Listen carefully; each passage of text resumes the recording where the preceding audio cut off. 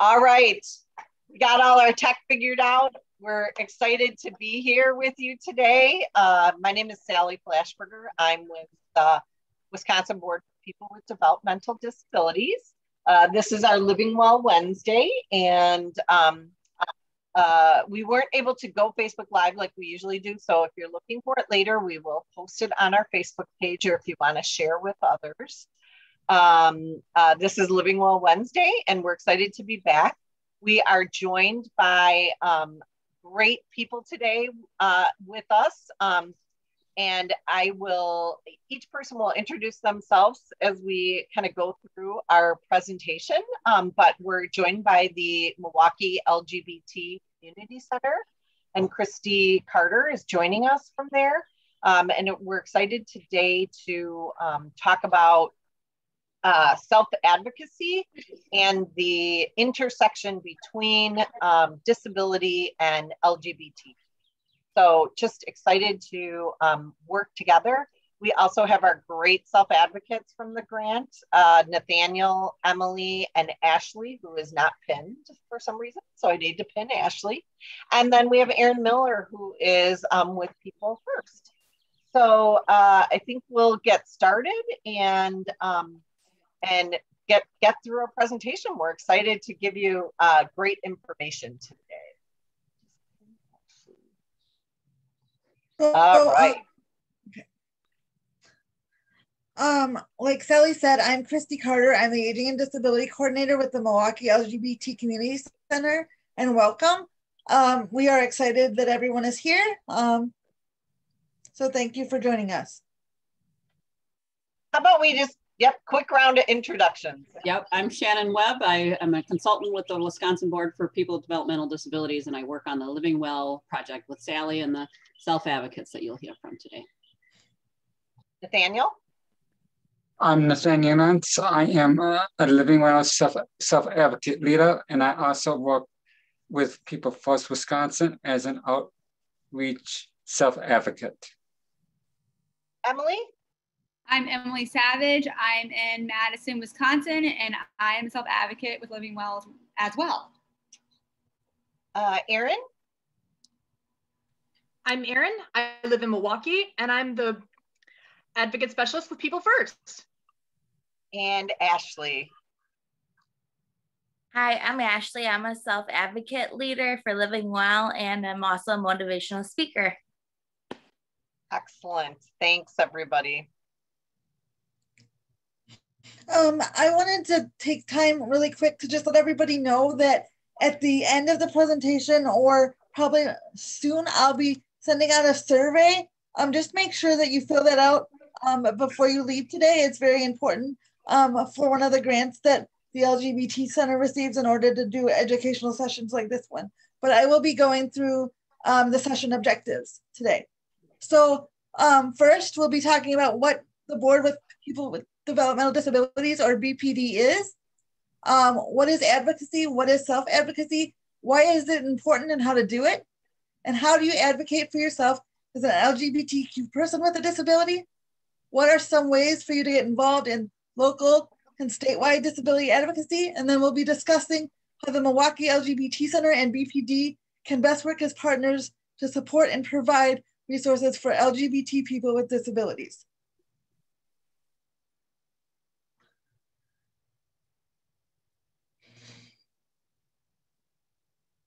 You're muted, Sally. I think I muted instead of unmuting. Just want to give you a little bit of information about the Wisconsin Board for People with Developmental Disabilities. So some of you may already know that because you join us every week, but we may have some new people here. So, our developmental disability boards, it is a state agency. We are created by the developmental. So every state has a DD council that works on different systemic and policy advocacy for people with disabilities in their state, specifically focusing on people with intellectual and developmental disabilities. And so our job at BPDD is to really look at what are the most pressing or most important issues that are facing people with intellectual and developmental disabilities. We do that in a whole host of ways. The Living Well Project is just one of those types of projects that looks at what are the needs of people in our state. We also work on innovative and cost-effective ways to meet the needs of people with developmental and intellectual disabilities. And so every 5 years, we develop a state plan that looks at what activities we are going to be involved in, what types of grants we may be giving to partners in the community, whether that be a service provider, agency, it could be family-led organizations. So really thinking about how we can improve services and supports for people with disabilities around the state. We are just about to enter a new 5-year plan. And then one of the other most important pieces is that we do advocate for public policy around systemic. So we work with our legislature and our policymakers in our state agencies to make sure that the laws and policies of the state are really helping people with disabilities live full lives in their communities.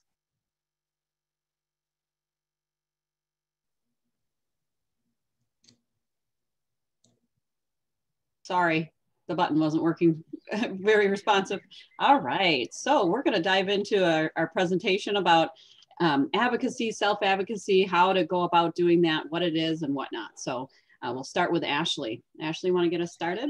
All right, what is advocacy? To advocate for something means to give support to someone or something, to recommend or argue for something or something that's important to you. For example, you have to fight for what you believe in. It might not be what everybody agrees upon, but if you have something like mental health or you have an issue, you really have to fight for it and want it and stick with it and just be a diehard advocate and know that, what you say and what you mean is really important and it's going to help so many people. And it is just so crucial to be doing that. So that's what I have to say.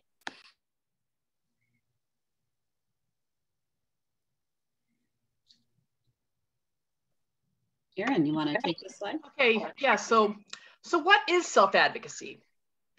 Well, it's about speaking up for yourself and the things that are important to you. It can be anything. It doesn't have to be something big. For example, I want pretzels instead of popcorn, or I'd rather have my caregiver come at 8 o'clock rather than at 7 o'clock.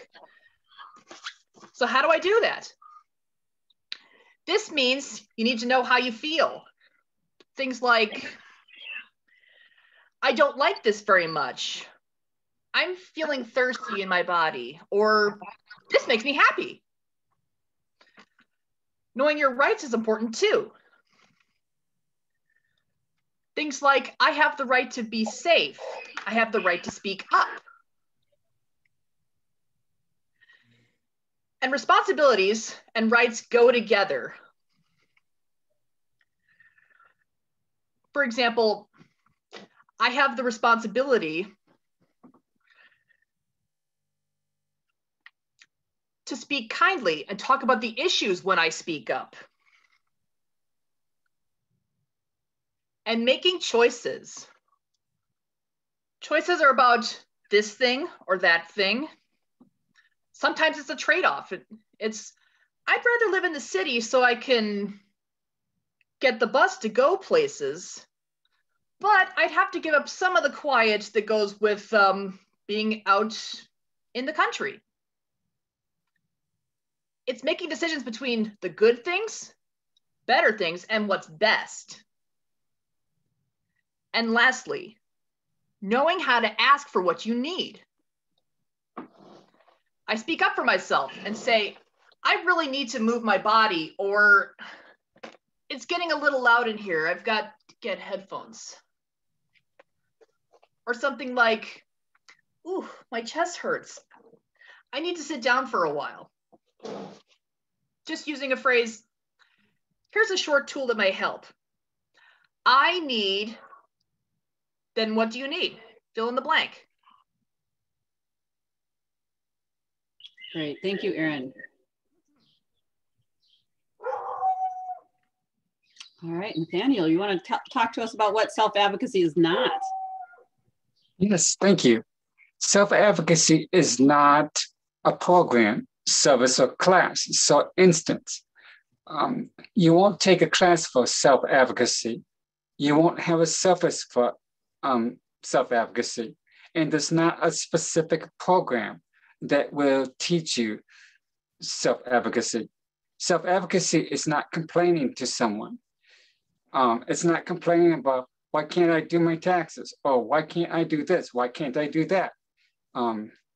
Self-advocacy is not people making decisions for you. So, for instance, your parents are not making decisions for you. Your friends are not making decisions for you. Yelling or bullying people to get your way, that's not self-advocacy. So if you're going to yell to get your way, that's not self-advocacy. To be mean to people, that's not self-advocacy. Keeping your life the same if you're unhappy, that means you're not making improvements on your life. You're not changing. You're not yourself if you are unhappy. Lastly, avoiding risk or chances to follow your dreams. So you're not going to college. You're not taking the chance to move out. You're not able to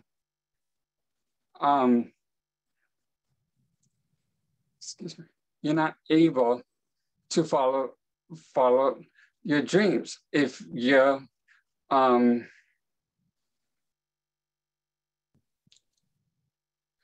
not able to follow your dreams if you do not take risk.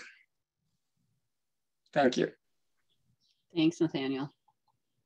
All right, so now we're going to watch a video that self-advocates around Wisconsin have put together about self-advocacy.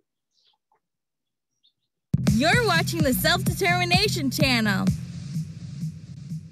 We're the 4 hosts of the Self-Determination channel.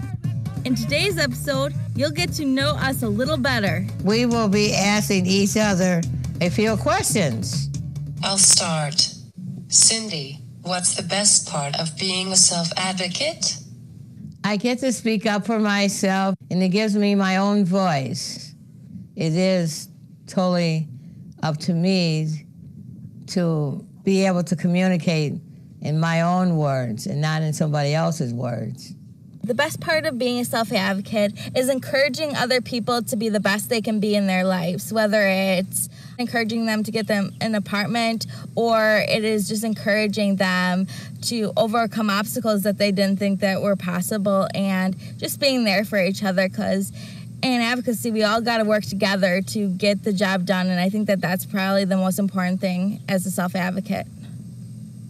I have empathy for others, and I can understand what others are going through. For me, the best part is being able to advocate for not only what I need, but also for others who may not be able to advocate for themselves. We believe advocacy is an essential key to leading a self-determined life. I have a question. What is your biggest challenge? There are people that just want to help all the time, and I just want my own independence. What the biggest challenge is that I have autism, which is an invisible disability, and a lot of times people don't know I have it. So a lot of times they think I'm the freaky weird girl that is there with them. So that's the hardest part is sometimes I wish I had autism written on my forehead because people are not nice to me. One of my biggest challenges is proving to people that I understand what's going on even though I'm not able to verbally speak. My biggest challenge is having people understand me. I learn a lot differently than people think I learn. I'm a thinker, and I have to think about things before I make a decision. And also, I like to be treated like a regular person and not my disability. And I don't want to be talked to like a baby either. Talk to me like you would talk to anybody else. We all have challenges, everyone does, but we are determined to do everything we can do to overcome them. We hope you enjoyed getting to know us a little better. Are you a self-advocate?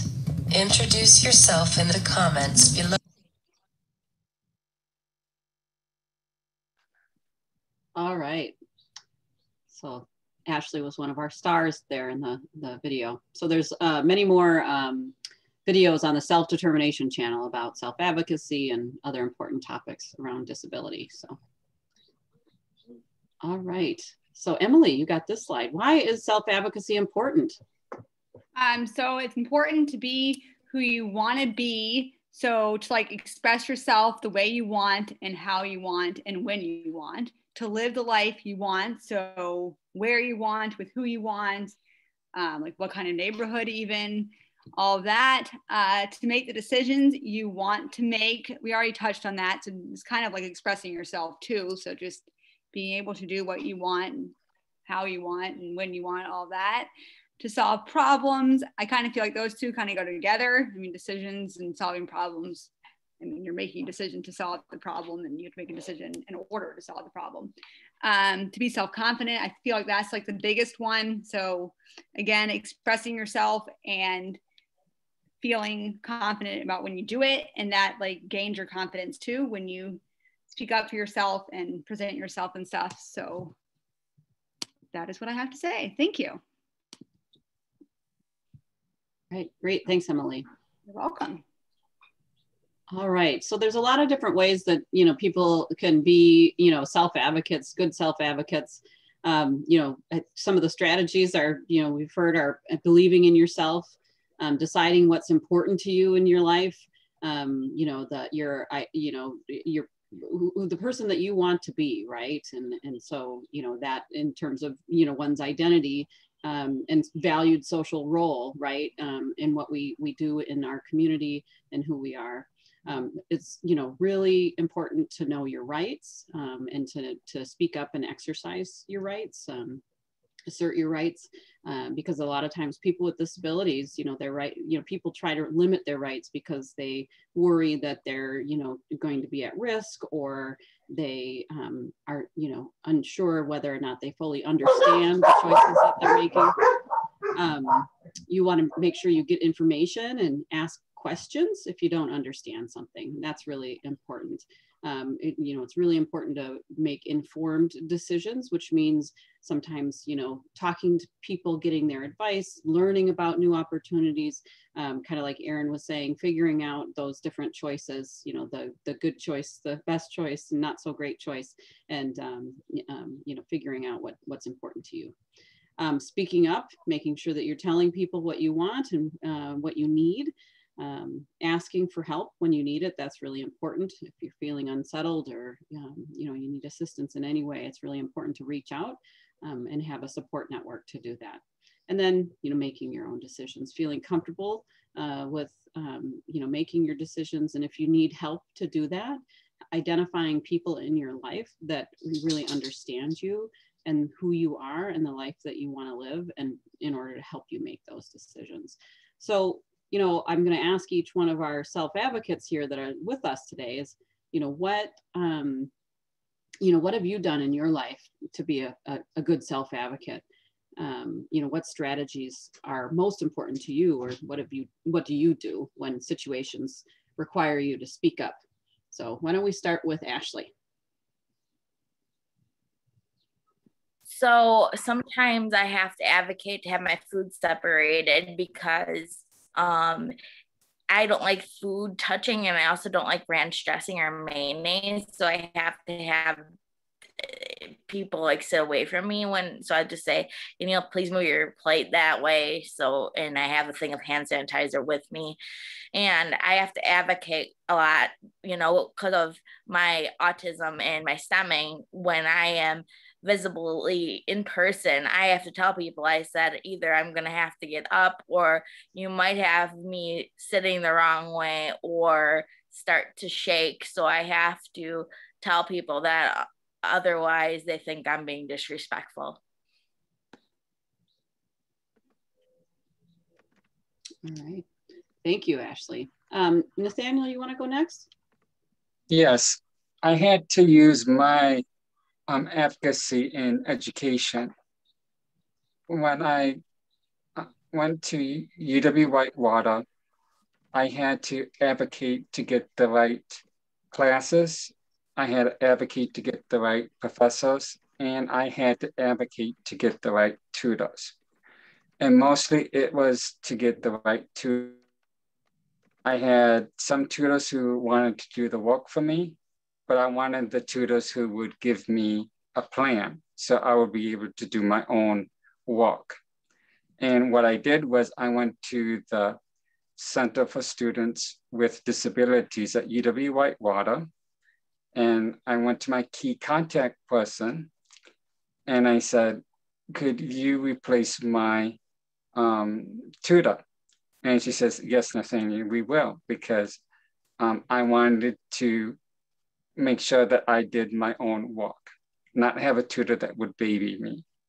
So that's how I used my self-advocacy. Thanks, Nathaniel. Erin, you want to go next?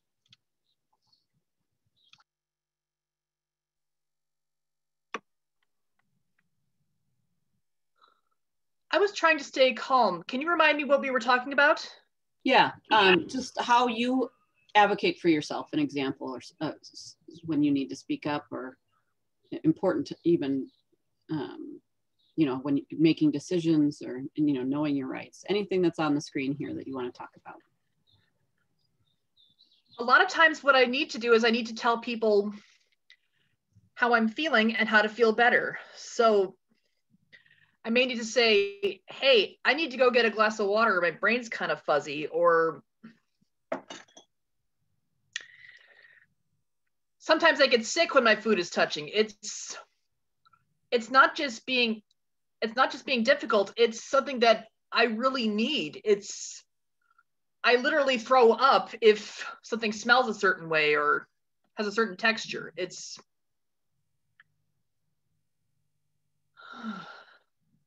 That's something, self-advocacy is something that helps me have rights and responsibilities, both together. Thank you. Yeah. All right, Emily, you want to talk about how you exercise your advocacy skills? Yes. So I will pick to talk about time.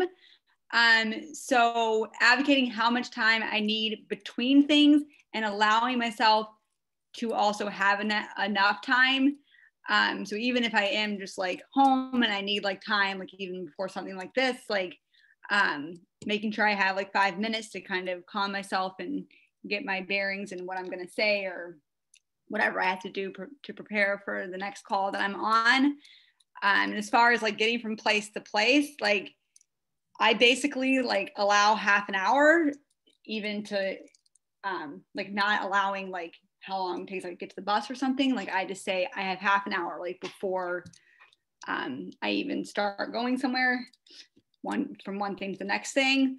And then like, I guess too, like the value of 5 minutes. So like, if I have 5 minutes to actually like get somewhere, then I'm like, oh my gosh, it's like not enough time. Like that's what I always do.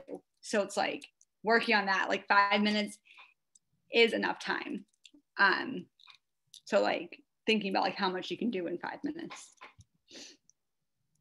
So. All right, great. Thanks, Emily. Thanks, everybody.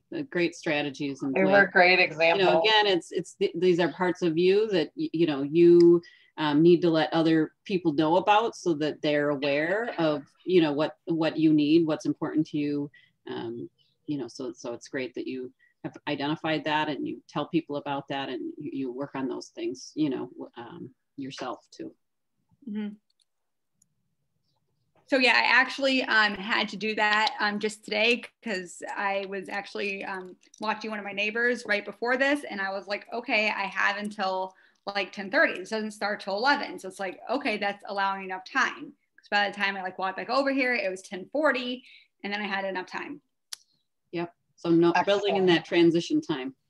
Yes. And the strategies that I talked about, you could take to your employment opportunities too. Mm-hmm. So you can take what I learned in education and talk with your supervisors or your job coach, yep. or any other co-workers that you work with in the future. Mm-hmm. Yeah, absolutely. Thanks.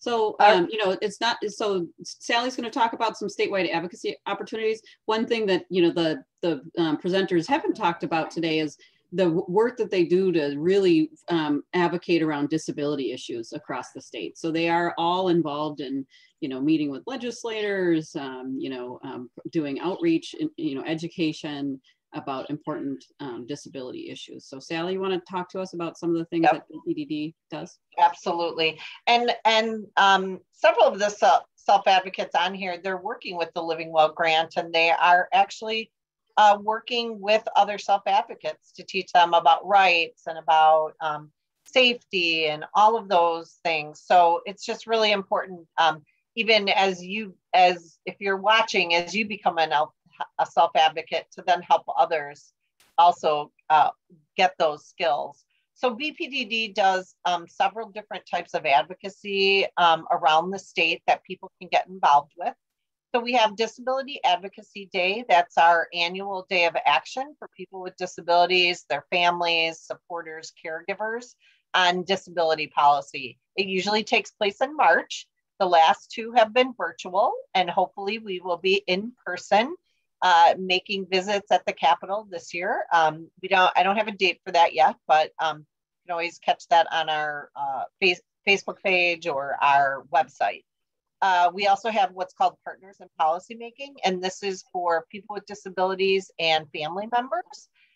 It's a 9-month training program. We meet, it's not 9 months of, it's a weekend, usually a Friday night, a Friday afternoon and a Saturday over the course of 9 months. I think we meet 6 times. Again, we did that virtually this year. So we're making some changes to that. The application for that should come out very soon. Again, look on our Facebook page, our website to apply for that. Parents in Partnership. So this is a program that we do not necessarily lead, but we help support around the state. And it is a leadership development program for parents of children with disabilities. So it's a good way for parents and families to get involved early on about learning about policy.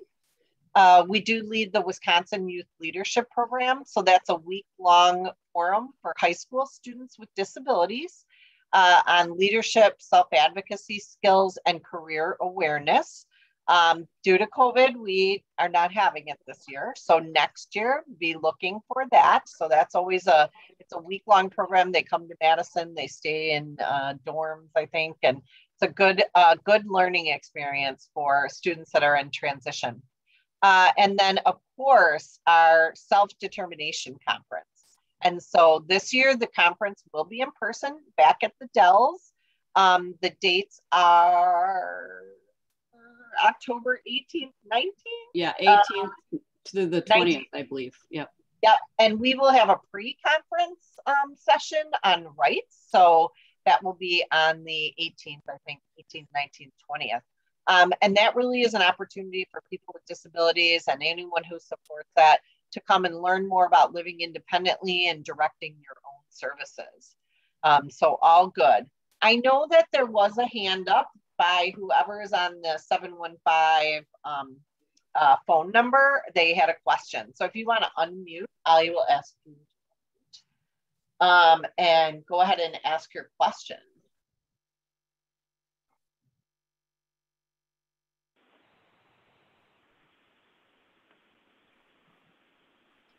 Hey, this is a question for the panelists. This is Ramsey. Yep. What do you find most rewarding about self-advocacy? And for me, I find it always easier to advocate for others than it is for myself. So what are some strategies I can use to better do that? Thanks for taking my question and thanks for having this. I appreciate that perspective. Thanks.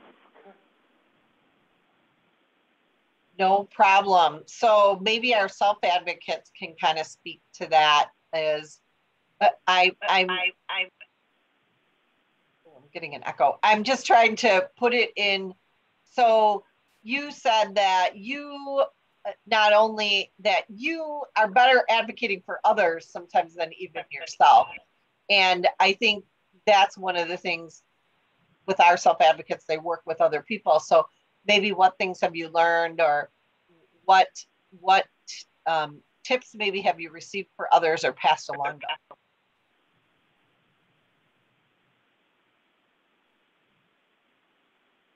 And what you find most rewarding about self-advocacy? I know for me, I find helping others is so rewarding for me. Thanks. Thanks, Ramsey. I think I missed that part. So most rewarding. What they find most rewarding, yeah, about being in the role of self-advocacy.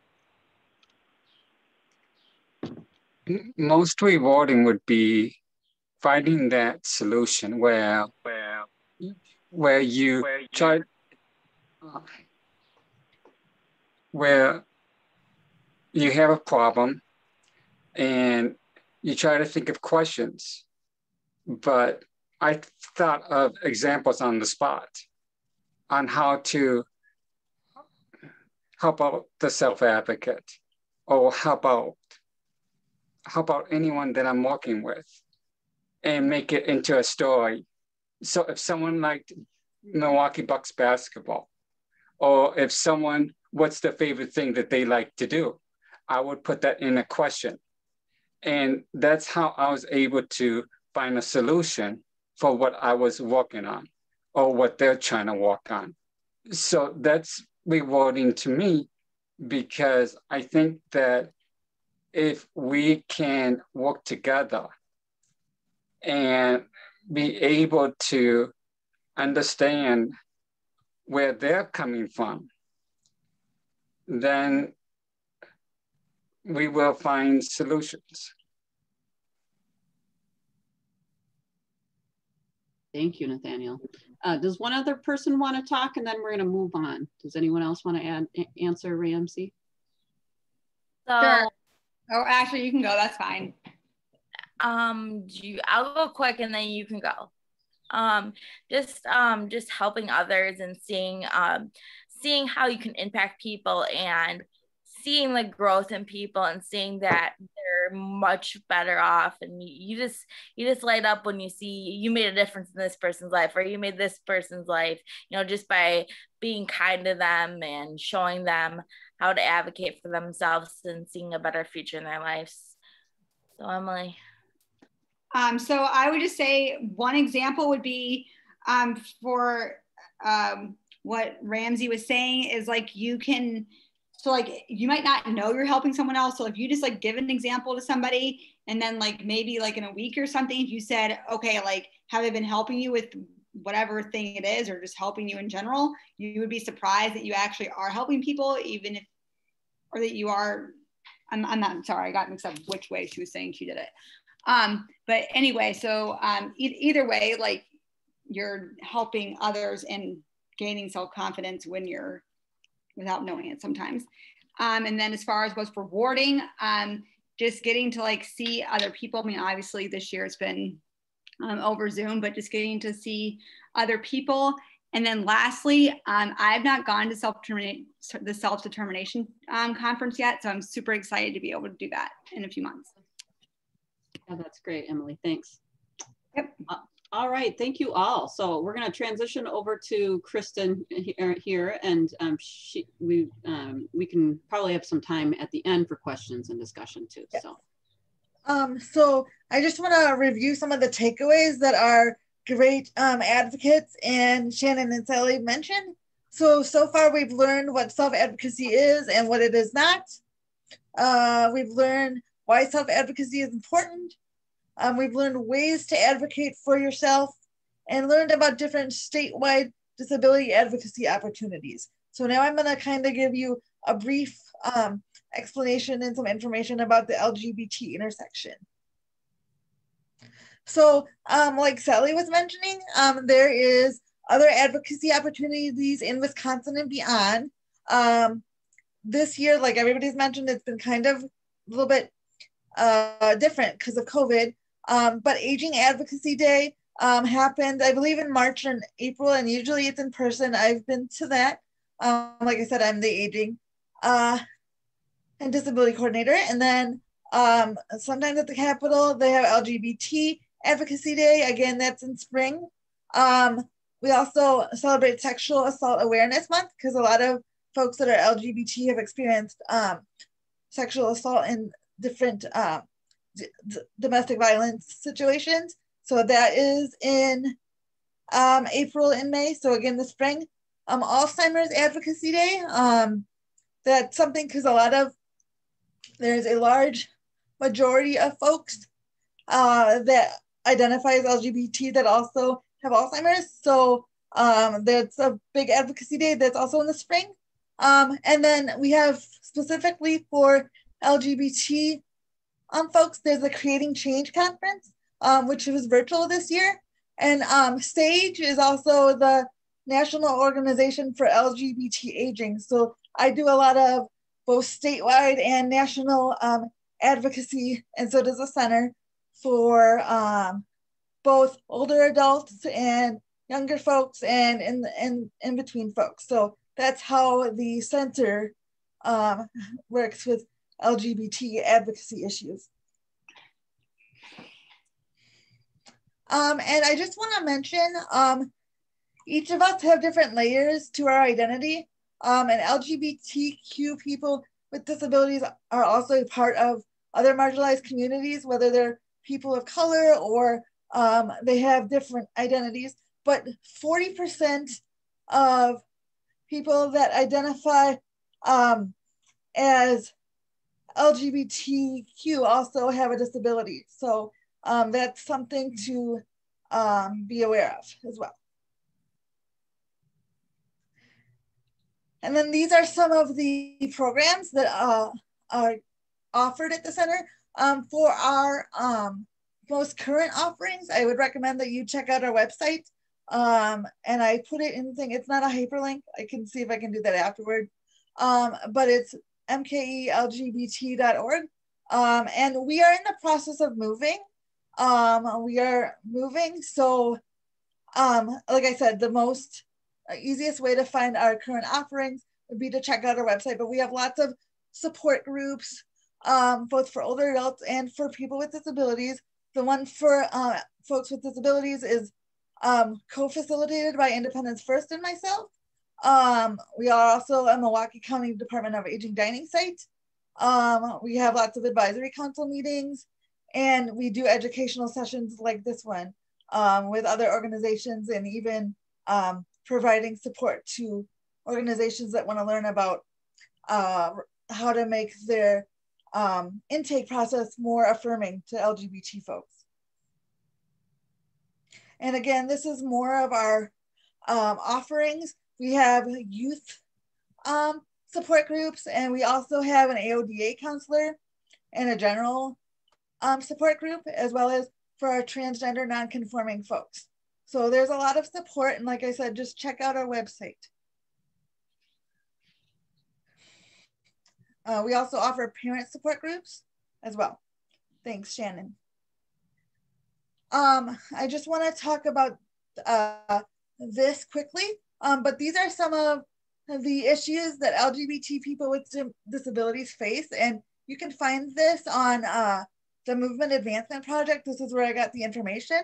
But folks that are LGBT have limited access to fully inclusive healthcare, limited access to fully inclusive programming, increased risk to social isolation, increased discrimination, both based on their LGBT identity and their disability identity, higher rates of bullying and exclusion of youth, higher school dropout rates, and an overrepresentation in the criminal justice system, and then invisibility in both communities because of the microaggressions that folks face. And because of the microaggressions that I've mentioned here, the LGBT folks with disabilities are more likely to have mental health conditions. Thanks, Sally.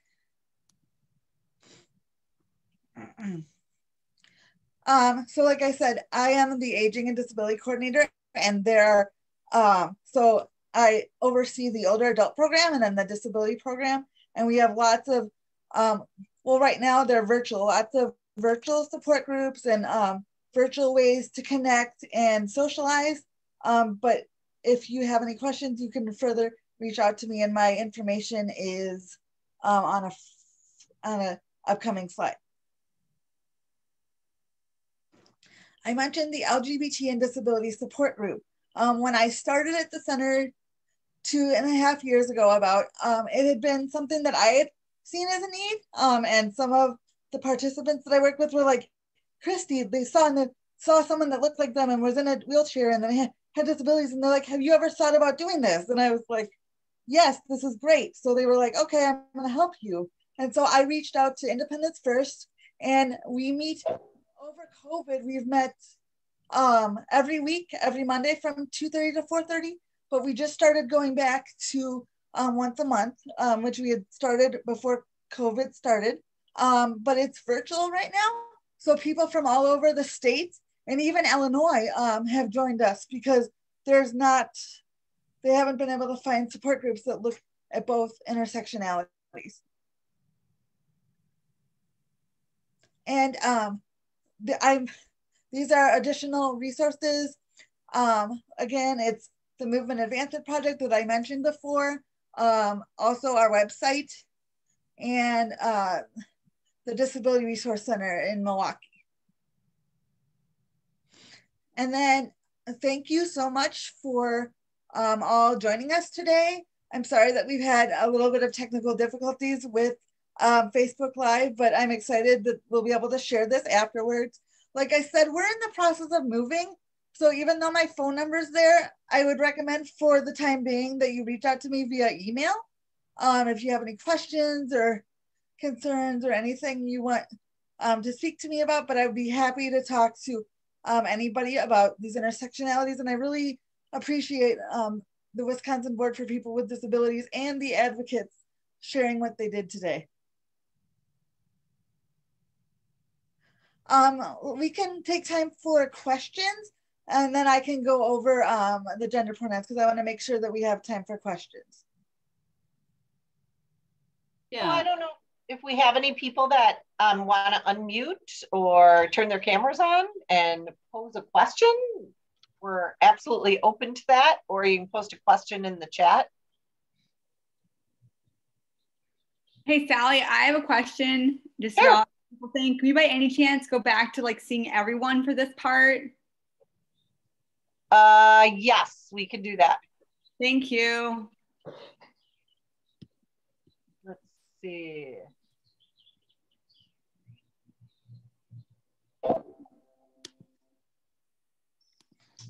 Anyone want to talk about their own life experience?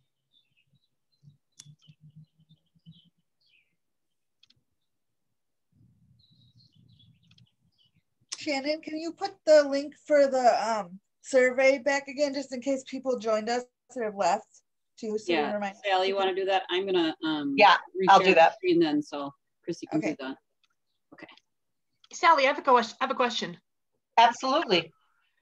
Do you know where I could find that chart? And just sometimes it takes a while to think about something and want to look it over. Oh, the pronoun? Oh, yeah.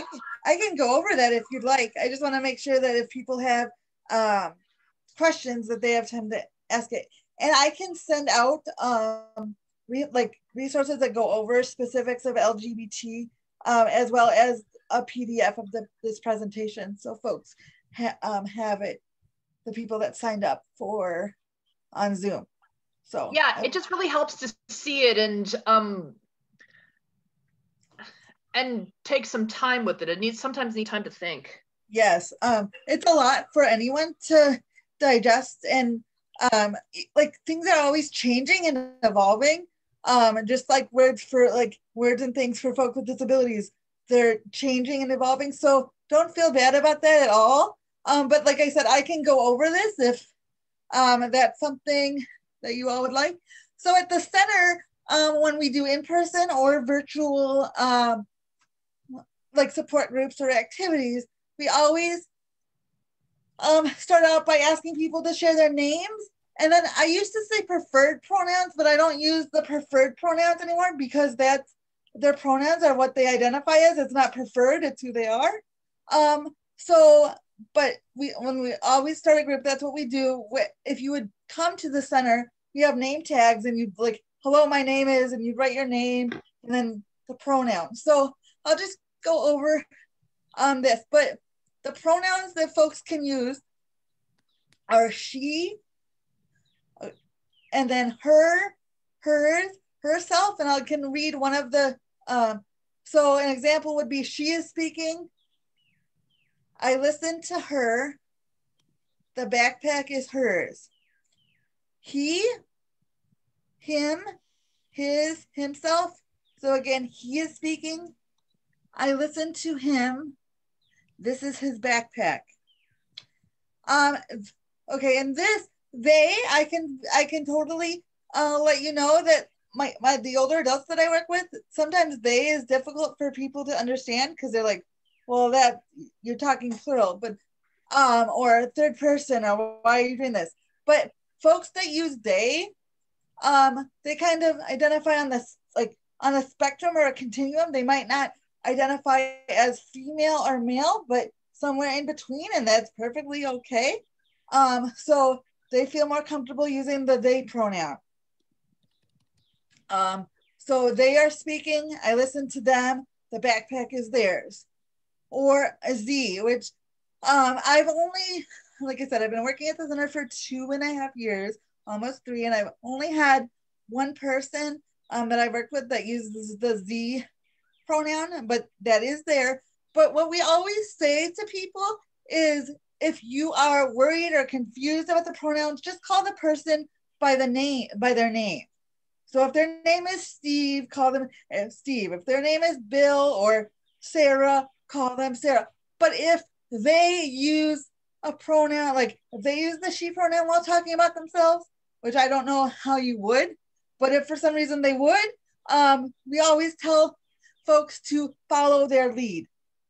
But as service providers, or if you provide service or you go to a place, it also makes LGBT folks with disabilities or not with disabilities feel better if they see some of these options in the forms that they fill out when they're getting personal care services or other services or talking to their doctor. And some places are getting really good at kind of including that things.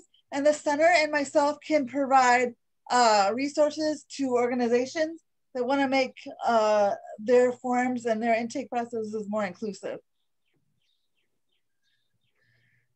Erin, does that answer your question, or do you have more?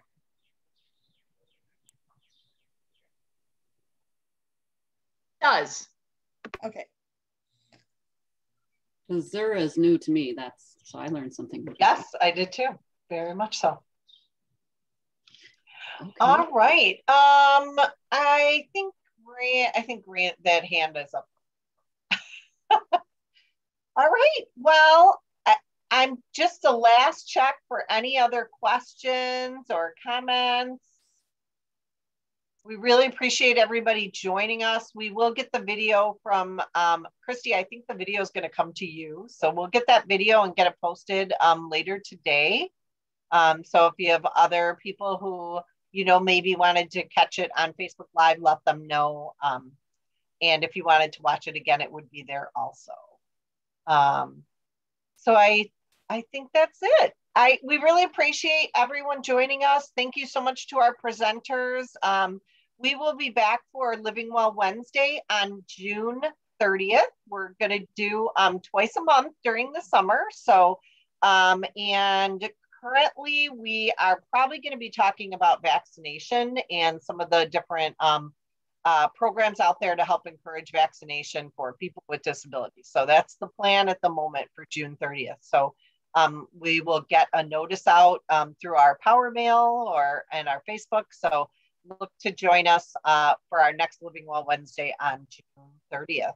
Otherwise, thanks a lot. Have a great day. It looks like it's going to be a beautiful day out there. So go enjoy. All right. Thanks a lot, everybody. Take care.